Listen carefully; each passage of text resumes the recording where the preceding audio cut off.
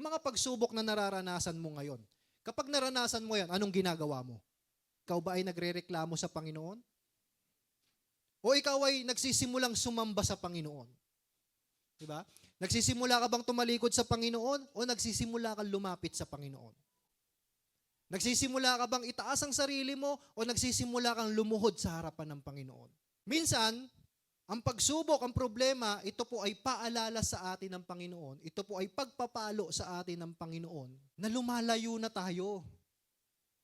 Nawawala na tayo sa kalooban ng Panginoon. Nawawala na tayo sa presensya ng Diyos. So minsan yung mga pagsubok, ito ay inaalaw ng Panginoon para tayo ay manumbalik sa Kanya. Para tayo ay manumbalik sa pagsamba sa Panginoon. Amen? Para tayo ay manumbalik sa paglilingkod sa Panginoon. Ang purpose ng pagsubok natin ay para makilala mo kung sino si Jesus at kung ano si Jesus sa'yo. Amen? So ang tanong, lubos mo na bang nakikilala si Jesus? Minsan gusto lang natin alisin ng Diyos yung mga problema natin eh. Pero ang gusto ni Lord ay mas makilala natin siya ng malalim. Diba?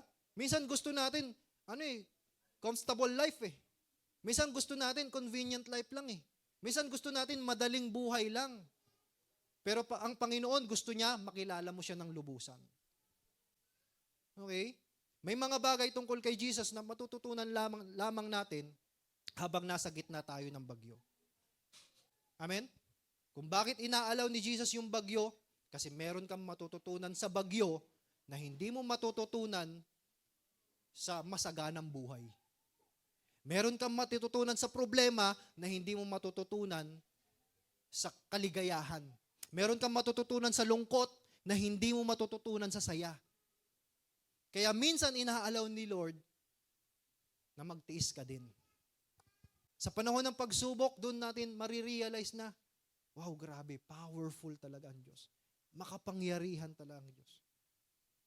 Hindi ako nakalimutan ng Panginoon. Present palagi ang Panginoon. He is worthy of our worship. Doon natin ma-realize yung mga bagay na yun. Kaya minsan, hindi agad inaalis ni Lord ang bagyo dahil ginagamit niya ito upang ilapit ka sa Kanya.